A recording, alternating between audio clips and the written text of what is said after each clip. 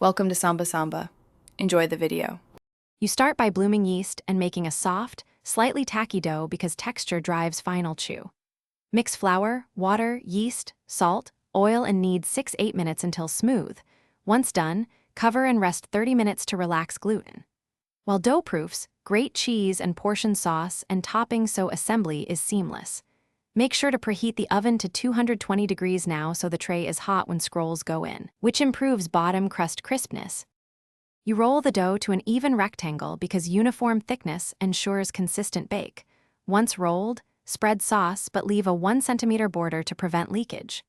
Next, sprinkle cheese and distribute toppings in a single layer so scrolls roll cleanly. Press lightly to adhere ingredients. Once filled, roll tightly from the long edge to create spiral layers.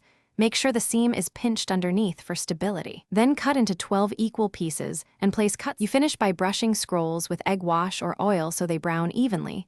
Then bake 14 to 18 minutes at 220 degrees until tops are golden and cheese bubbles. Once done, cool 5 minutes on a rack to set the structure. Make sure to brush garlic butter if you want gloss and extra flavor.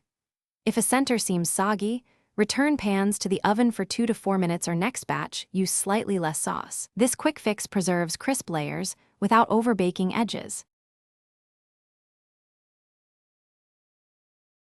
Thanks for watching. Consider subscribing if we helped you.